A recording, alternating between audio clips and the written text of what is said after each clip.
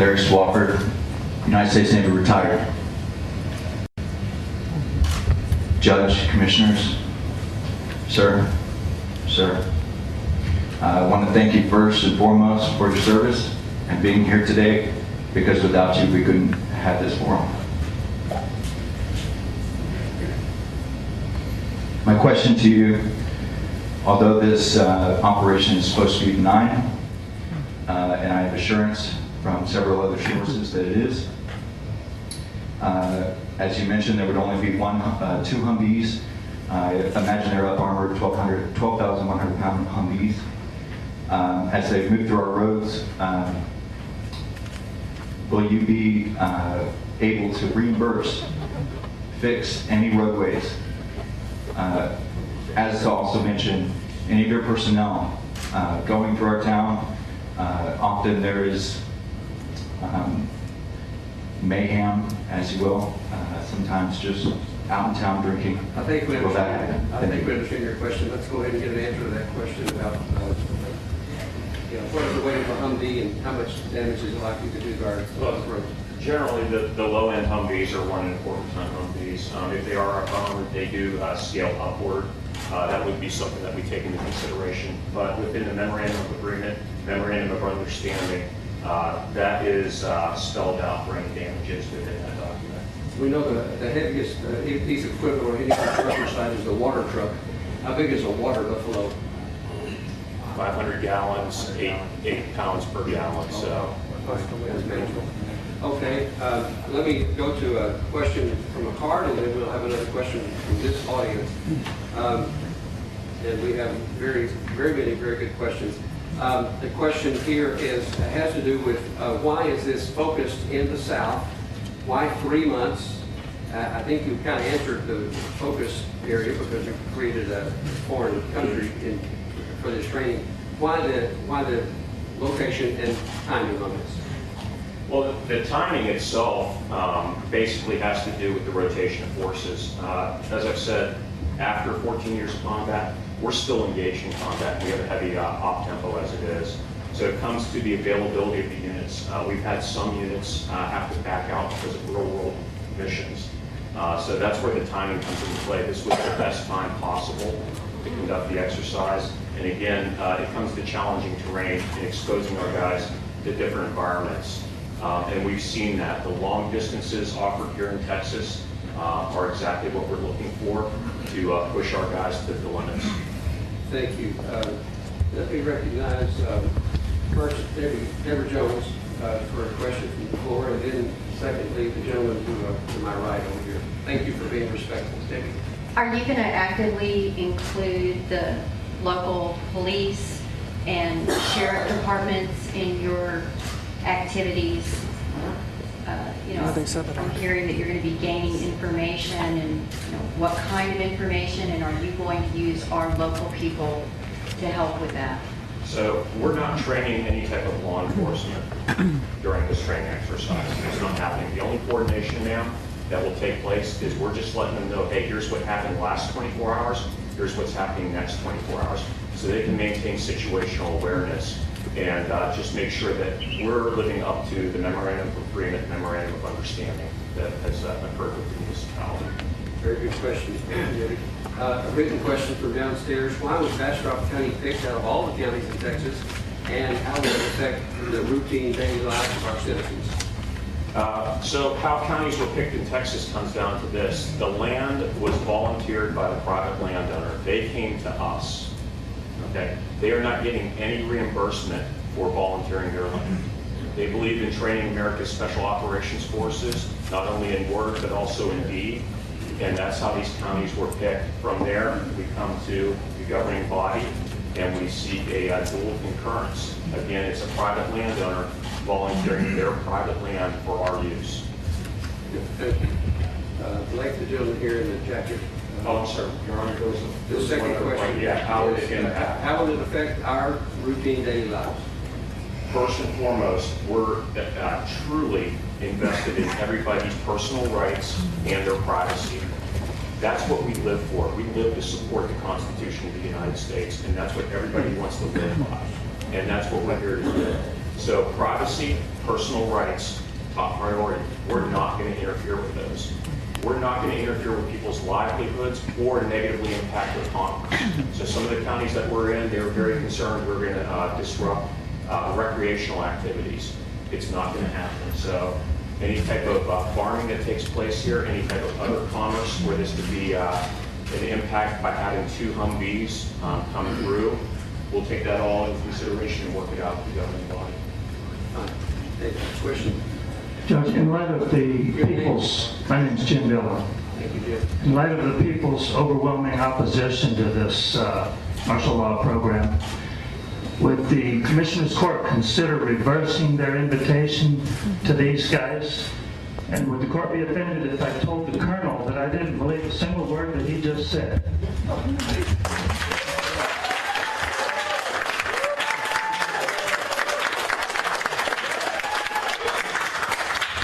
Your question, the answer is the agenda item today is for discussion of this program. There's no action on the agenda for this program, and it's in the age in which we live, there is a considerable amount of distrust of all government at whatever level, and the reason we're holding this special meeting is to answer questions so that you, as the citizens of Bastrop County and America, can feel better about this special program. I have a written question from downstairs, and then we'll get to another one from here. Will any part of this exercise be martial law? And is anybody getting paid, including the police or any elected officials? Okay, the first part of the question, Your Honor, no, it has nothing to do with martial law, period. We are Title 10 forces, not Title 32, nothing like that. No martial law in any way, shape, or form. We basically simply want to train the United States Special Operations Forces for future operations overseas. That's it. That's where we operate daily. Even right now, while we're all standing here, there are guys putting everything they've got into it against an enemy that is very determined to rid us off of this planet. And that's it. Anybody getting paid? No, no one's getting paid, Your Honor. They volunteered the land, and no one in the municipality, no one in the law enforcement either. All right. Colonel, did you explain Title 10, Title 32, and those Army National? They are the Army National Guard, Title 10 forces, or your active duty forces. Thank you, sir. Yes, thank you. We have a question here. Please state your name. My name is Keith Elford. I don't know if you recognize me. Let me get up here. So I don't know if you recognize me, but I do recognize you.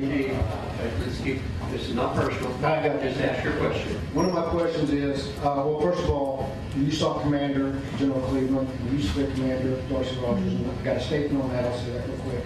But one of my questions is, you kind of half answered it.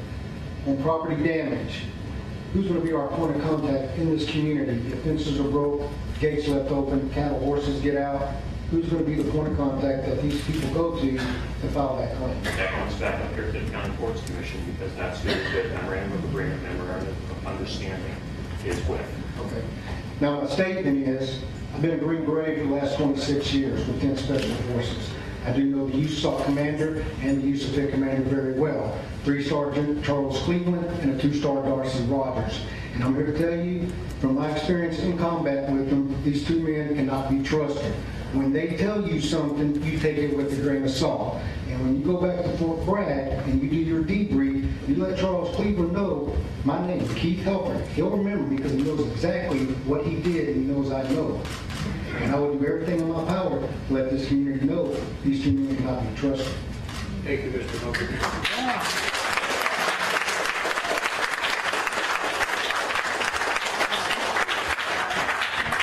The gentleman in the t-shirt with the white writing on the front, but I have a question here from, if you'll get the microphone, and then you'll be next. I have a question here from downstairs.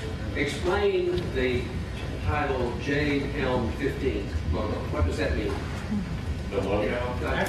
What is Jade Helm 15? Is it an acronym? Is it No, it is not an acronym. code words? Right.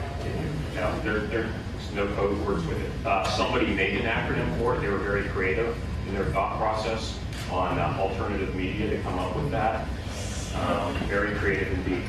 Bottom line, This is a joint DoD recognized exercise. So any training exercise that is recognized at the DoD Pentagon level has to have a training exercise name associated with it. Jade Helm has no special significance whatsoever, period. Much like any other training exercise or operation, you name them as a point of reference. So that way when somebody comes into my office and starts talking about Jade Helm, I know exactly what they're talking about. It's an index. The follow-up question there is, what about that strange image in the center where the sword and arrows cross? Who brings that up? Okay, so the arrows, the crossed arrows, as some people out here are from the Special Forces community, that is the branch insignia for Special Forces. The dagger going back through there is the commando dagger from World War II.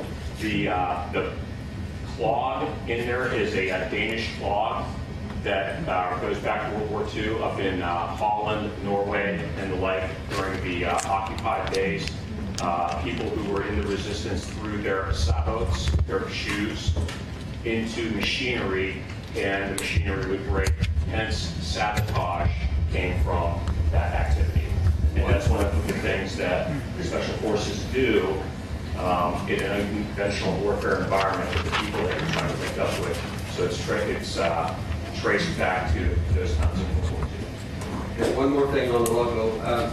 Who made up the subtitle Master of the Human Domain, and what does that mean? So Master of the Human Domain is a construct that we operate in. It's actually the human domain. It's recognized at the Army level, and what that is there is no longer a linear battlefield after 14 years.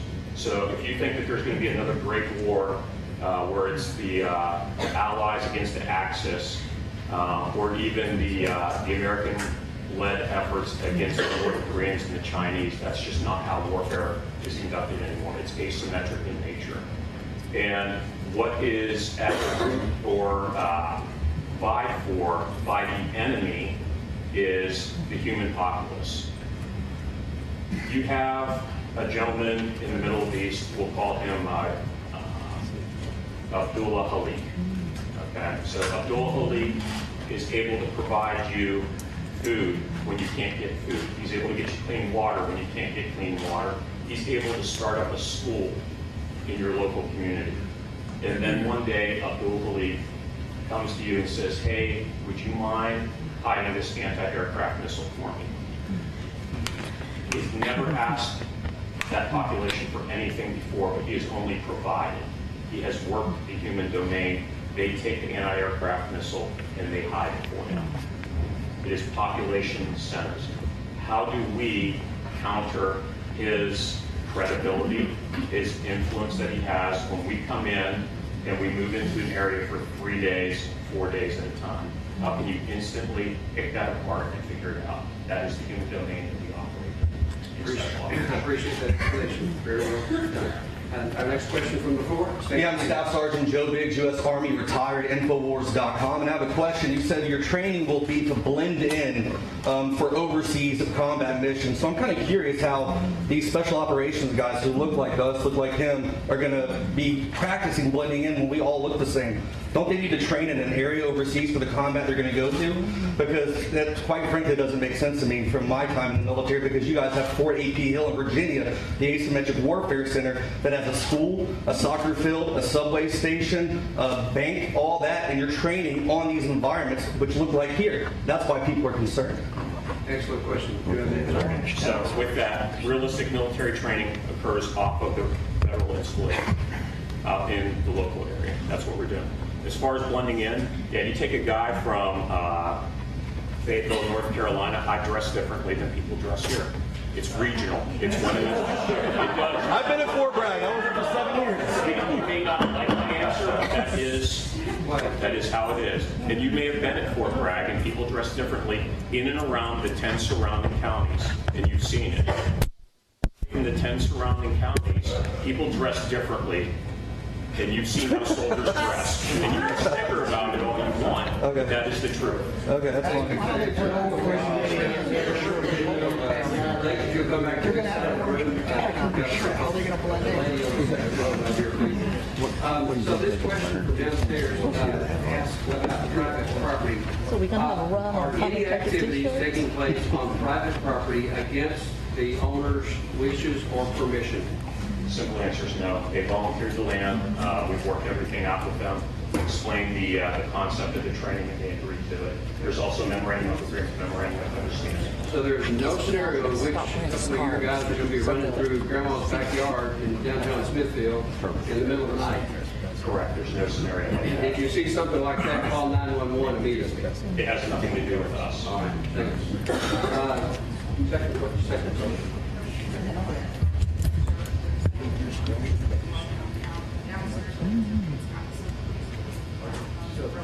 The instruction is to speak into the microphone, but don't hold it too close because it rattles. But in order for the Skype camera to pick it up and take it downstairs to hear your question, so tell us your name and ask your question. My name is Nikki Sturridge. I'm the Assistant Chief at Part of Plans Volunteer Fire Department. And for those of you who don't know the area, it's between Smithfield and Bastrop. We have concern, certain of us have concern. We have very independent people out there, and we have a large faction that do not trust the government. We've had a lot of people contact us as individuals in the department, even though we know nothing, asking for more information. A, is there anywhere that they can go, because they will not come here in a public forum.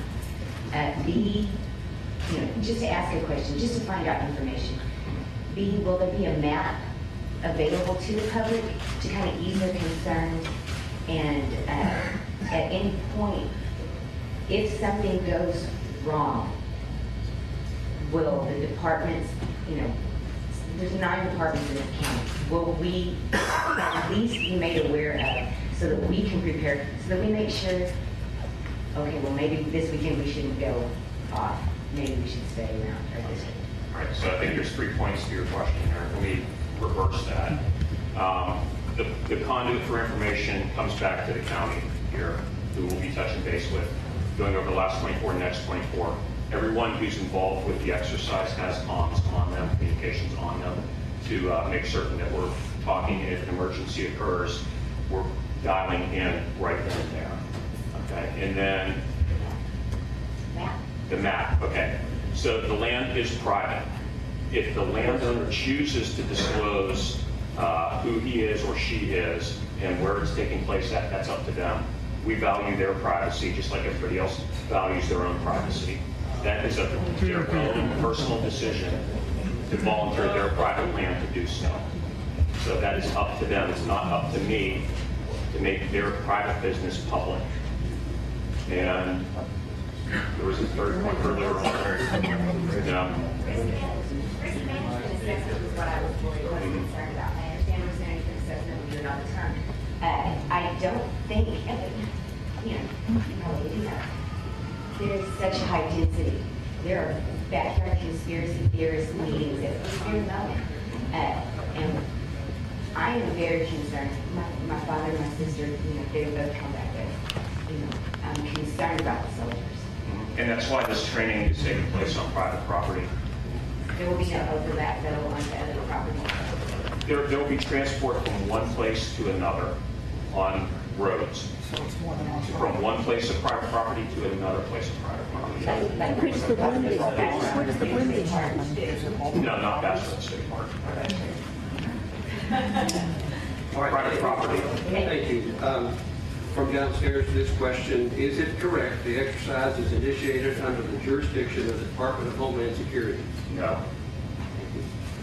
And I'll just ask this the way it's written. When we have a federal government that cannot tell the truth, how do we know that what you're saying is true? Shut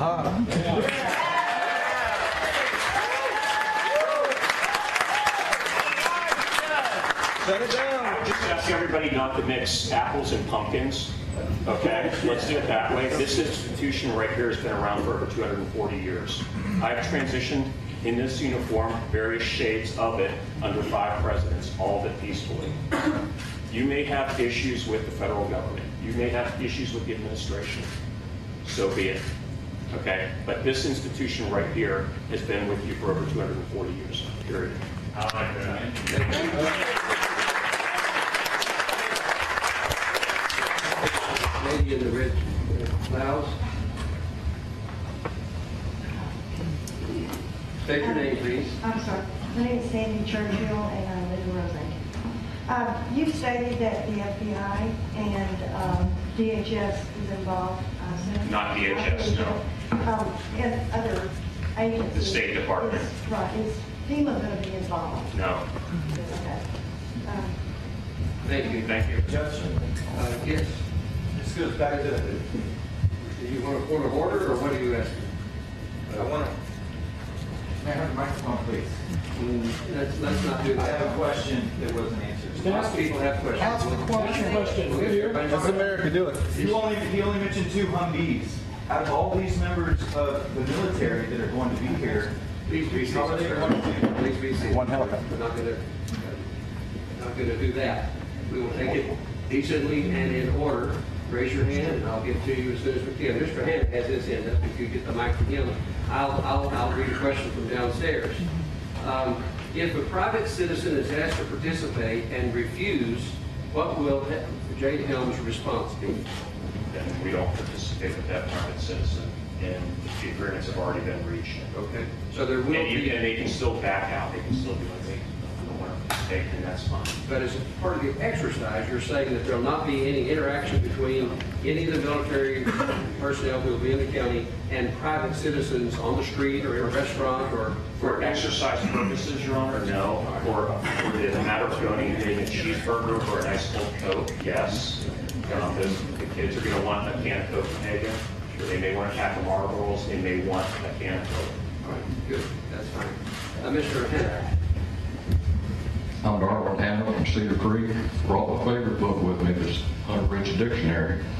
And my question is, I want you to address receiving this and cutting it out and not bring it back by any other name that your strategist may find in this dictionary that has anything to say that it is a preparation for martial law.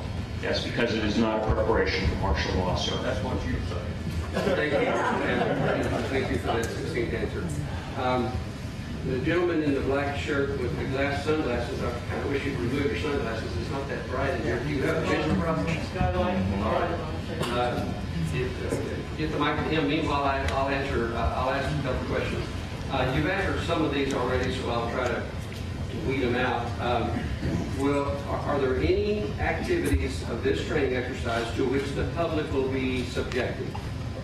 No, All right. Will soldiers enter anyone's home without their consent? no, Will a military commander confiscate or take our food, water, fuel, or other belongings without their consent? no. All right. Your question, sir. Yes, Your Honor. My name is Bobby Joe Wells, Precinct 2009, Bastrop County. Colonel, you said that this is a training military exercise, and this training entails unconventional warfare, which is guerrilla warfare training, which includes PSYOPs, psychological operations, which is a weapon. Psychological warfare is a weapon. And it appears that the PSYOPs are taking place right now. And psychological operations, being psychological warfare, that would be a weapon being used against citizens if you're talking about blending in, obtaining information, and all that sort of stuff. How do you respond to that, sir? One, there's not a PSYOP campaign going on associated with that. This is an information brief, and that has nothing to do with the private citizens in Bastrop County. So I wish you could clarify the question, because it sounded more like a statement in the end. The question is psychological, psychological operations, is it considered psychological warfare? Is it considered weaponry in your Army training? No, it's an operation. It's a line of operation, or correction, a line of effort at that point, not an operation. It's just the way that the effects are masked differently. So I'm not going to get into a strategy. Okay, well, what I'm talking about is intelligence gathering, on citizens. That's not going to occur with this training exercise. Thank you, sir. Thank you. I'm glad we got to that question. Others had asked that, how much intelligence gathering will take place from the public or from the private sector? And the answer is none. None. Thank you. Mr. Pfeffer-Fieldman, back to this side of the room. There's several who have their hands up. The lady sitting on the end of the second row, I'd like to go to her next. While you're moving that way, from downstairs, how was becoming familiar with Texas and the domestic U.S. terrain benefit your soldiers in foreign training? It's the ruggedness of the terrain and it's the long distance associated with it. These guys, they're going to move, and we're going to move them on highways and things of that nature. We're going to get them from point A to point B, but they have to work with the role players in order to say the right things to make that all possible. So long distances occur. If you start looking at a country like, say, Afghanistan, and how it measures up to Texas, Texas is 10% larger than Afghanistan. And the special operations and how they operate over in Afghanistan, from one corner, east to west, north to south as well, they're all over and they have to move around quite a bit. And to synchronize operations like that takes a considerable amount of effort. This is an operational level training exercise. And it's to really get to the heart of the matter is how can we communicate with our guys out there in very remote places. Good. Mr. Clemmer, state your name, please. Hi, my name is Mary Halls. I'm with Raging Elephants Radio. I'm from out of Houston. But I just want to clarify. You said that private landowners came to you to offer to volunteer their land. Is that correct? Yes, ma'am. Okay, and then you have memorandums of understanding. And agreement, yes. And agreement. And so then now you have also that MOA with the county. Is that correct? That's part of the R&T process that I described earlier. Okay. Well, what I'm curious about is how long has this agreement been in place before the citizens have known, and what kind of arrangements have been made before everyone else here has known about that? Do you want me to answer that? Yes, you may. Ma'am, we did that in accordance with Texas law as part of having items. Yeah, absolutely. Sure. Ma'am, we did that in accordance with Texas law. Anytime something's brought before a municipal body or a county courts commission, X amount of days, it has to be posted in advance. So with that, and correct me if I'm wrong, Your Honor, I'm a resident of North Carolina and Pennsylvania. I believe it's 3 working days. It has to be published beforehand, and it was. Published for this agenda today And previous. and previously, before the agreement was signed? Yes, Is that ma'am. correct? Correct. Okay, I'm just asking, Yep. I'm clarifying. Sunshine, I'm all about it. But where? These gentlemen first came. Double tan, though. These gentlemen first came to see us late last fall to talk to us about this idea of realistic military training here in Bastrop County. They followed up that with a formal meeting with the Commissioners Court in January of this year, which was in a posted meeting, a public meeting. And at that time, the County Commissioners Court voted to welcome them to Bastrop County for this R&D. Let me read a couple of more questions. And where are you, Mr. Blake?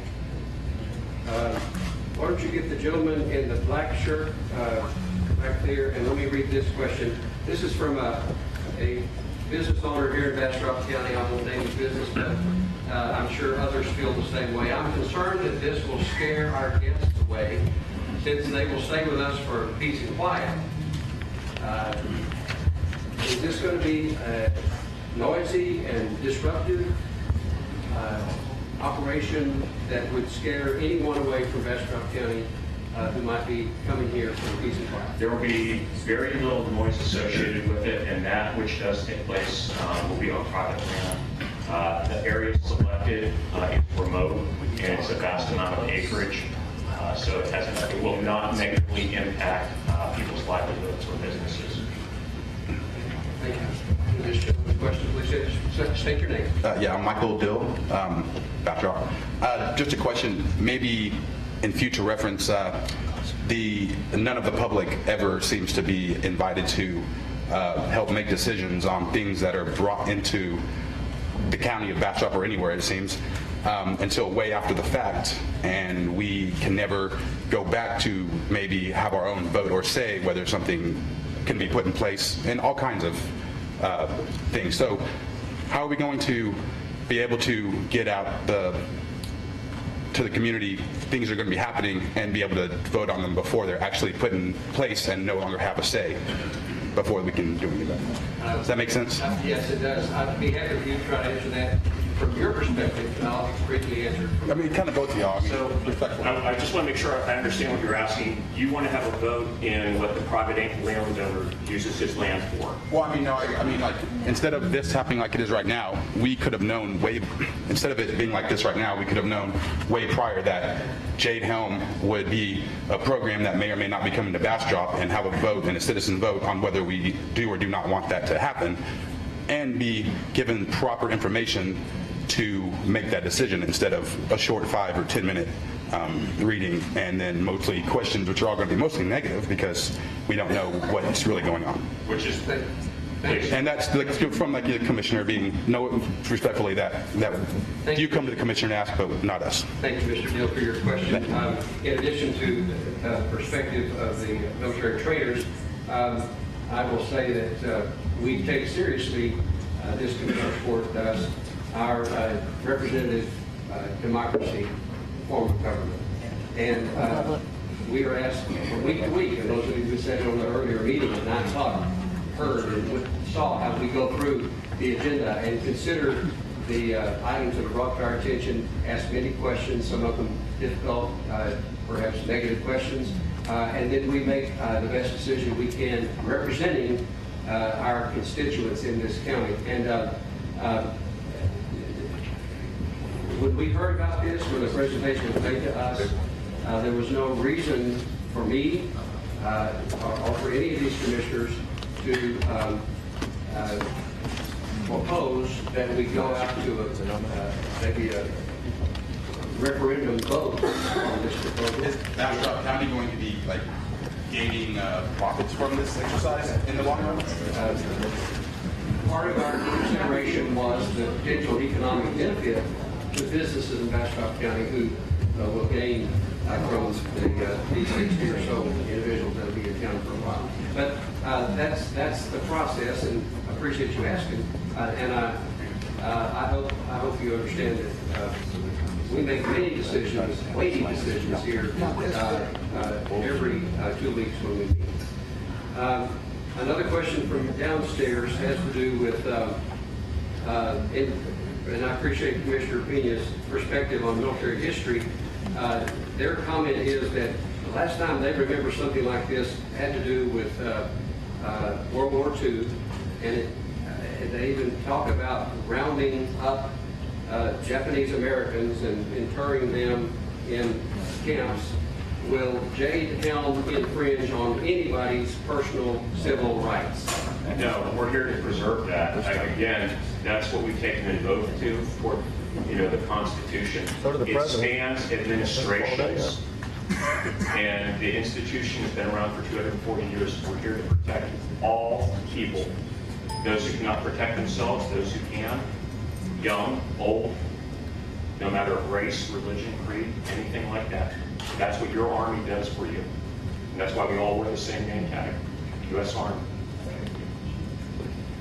All right. Let me give you this question. Mr. Quaker, where are you? Where's the mic? Over here. Let's come over to Over this here. side. The gentleman on the third row on the far right, and then we'll come back to the gentleman in the black shirt on the second row. While we're going there.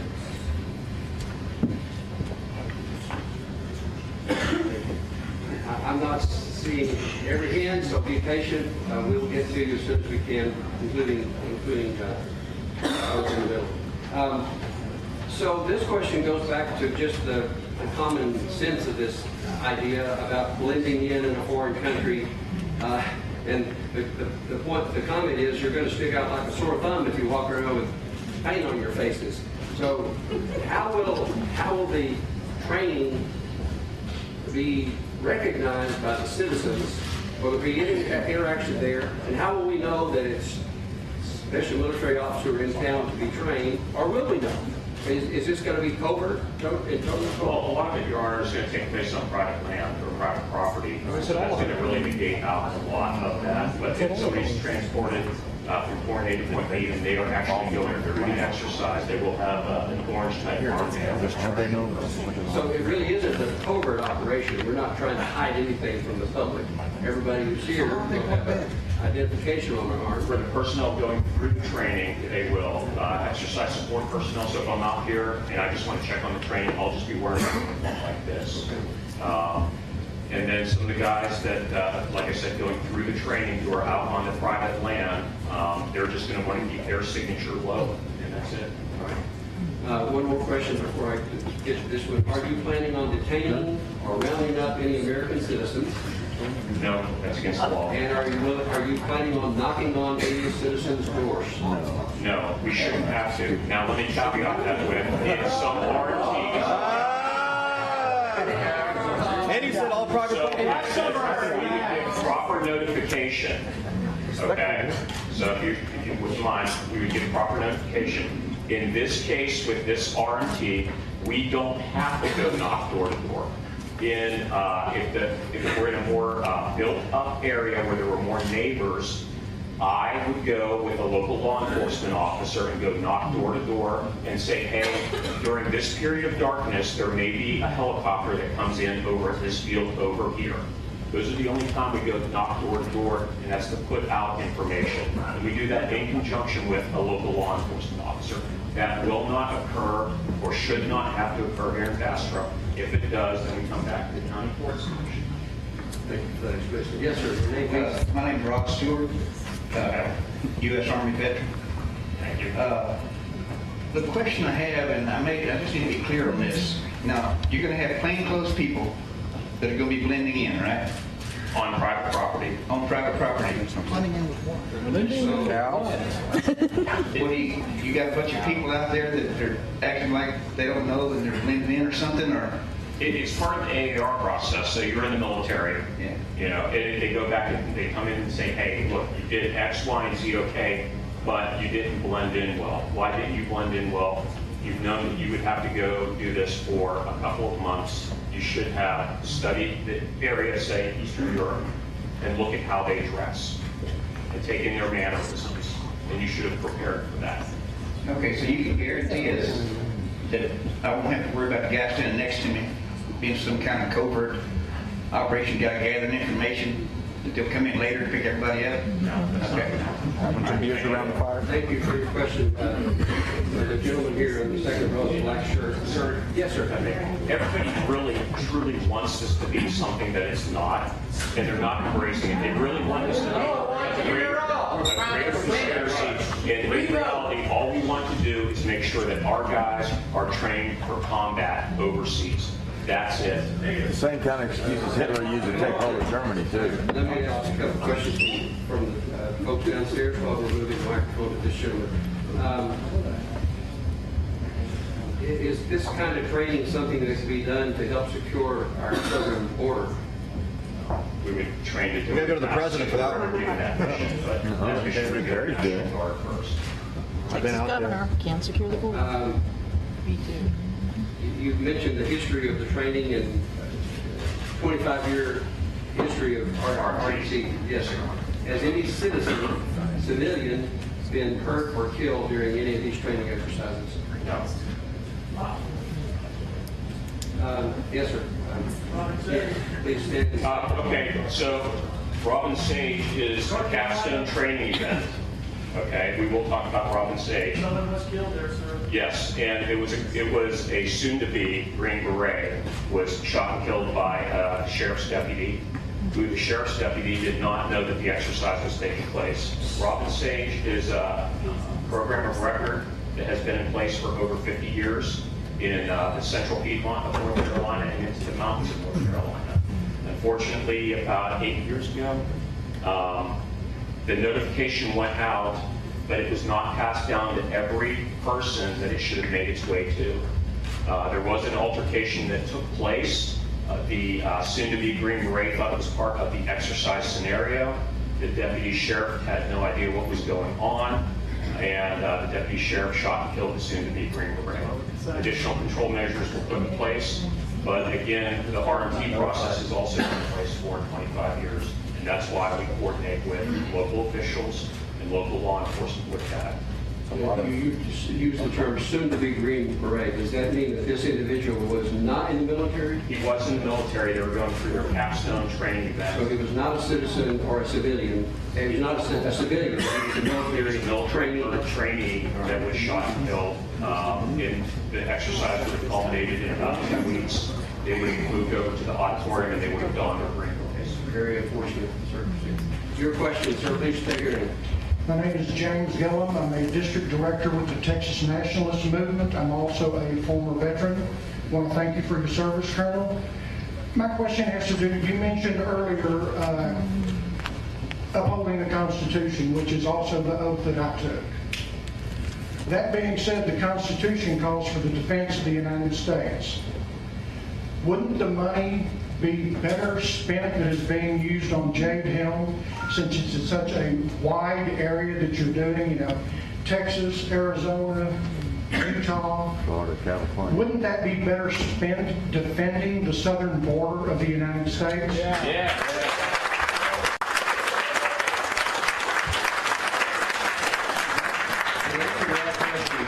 Is above his pay grade. I was gonna say that. So I won't ask him to answer that, but thank you for your. I want to answer It's a matter of national policy, so you should take it to the national level leadership. You're concerned. It's not a question to be asked at this operation. Ms. Sue Long, please take her to the microphone. Someone downstairs has written this question.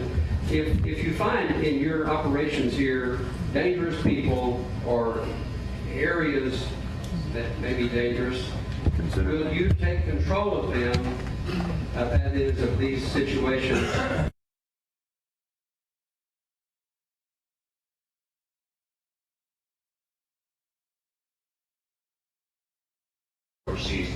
Thank you for your. I want to.